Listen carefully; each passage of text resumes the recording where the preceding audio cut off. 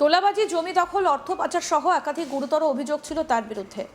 রাজ্যে পালাবদলের পর গ্রেপ্তারির আশঙ্কায় সস্ত্রীক আদালতে গিয়ে আগাম জামিনের আবেদন করেছিলেন, কিন্তু সন্তান ছোট হওয়ার সুবাদে স্ত্রীর জামিন মঞ্জুর হলেও তার হয়নি। আর শেষ পর্যন্ত বুধবার পুরুলিয়ার বাঘমুন্ডি থেকে গ্রেপ্তার করা হয় বিধাননগর পুর নিগমের কাউন্সিলর তথা মেয়র পরিষদ সদস্য দেবরাজ চক্রবর্তীকে। স্ত্রী অদিতি মুন্সি রাজারহাট গোপালপুরের প্রাক্তন বিধায়ক। সেই দেবরাজকে বৃহস্পতিবার আদালত চত্বরে আনা হলে তাকে লক্ষ্য করে ডিম ছড়ে ক্ষুব্ধ জনতা।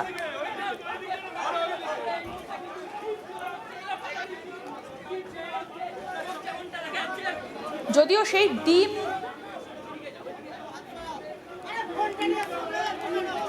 দেবরাজের গায়ে লাগেনি, পুলিশের গাড়ির বনেট এবং পুলিশের গায়ে লেগে ফেটে যায় সেগুলো।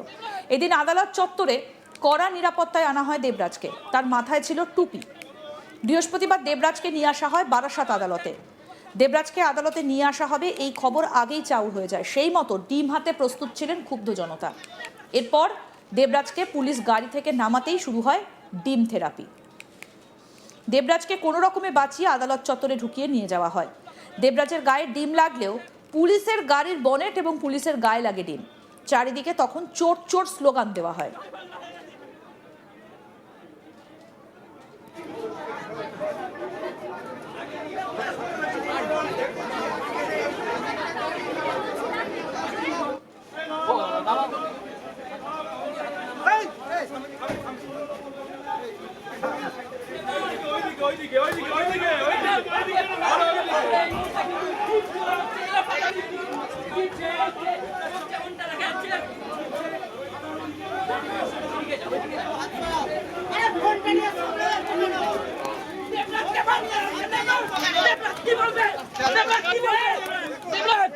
আইনজীবী মিলি বিশ্বাস কি বলছেন শুনবো।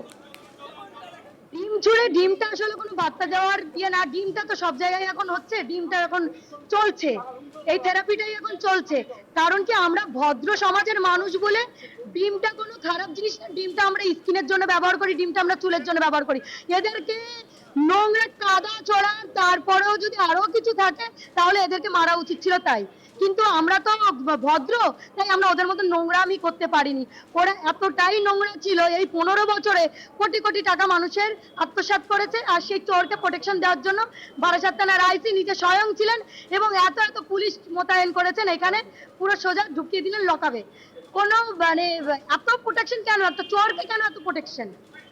আমি একজন অ্যাডভোকেট হয়ে আমার এটাই মানে জনসাধারণের কাছে এবং আমার উপরস্থ যারা আইনজীবীরা আছেন তাদের একটাই আমারই আছে বার্তা দেওয়ার, যে আমরা অ্যাডভোকেটরা কিন্তু এই প্রোটেকশনটা পাই না, কিন্তু যখন কোনো আসামি আসে আসামিকে এত প্রোটেকশন দিয়ে ঢোকানো হচ্ছিল।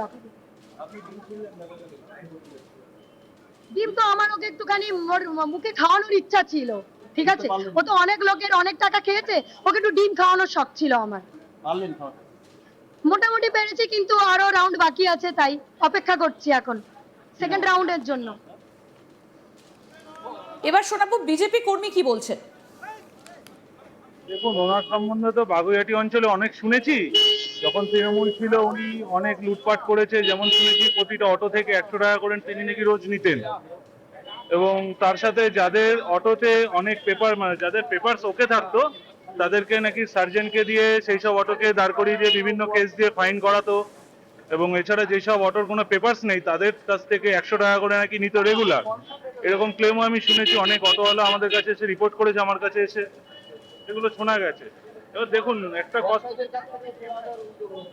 তাদের এটা তো স্বাভাবিক, এটা হচ্ছে তৃণমূলীদেরই চরিত্র। আপনি দেখুন না, ছোট লেভেল থেকে যদি দেখেন, নিম্নতম লেভেল থেকে ওরা হাই লেভেল অব্দি এরা সারা জীবনই তোলা তুলে এসছে।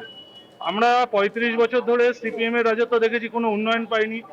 15 বছর এই তৃণমূল চোরেদের শাসন দেখেছি, কোনো উন্নয়ন পাইনি। উল্টে বিভিন্ন পুকুরেরা ডাস্টবিন বানিয়ে ভরাট করার চেষ্টা করেছে, সেখান থেকে তোলার চেষ্টা করেছে।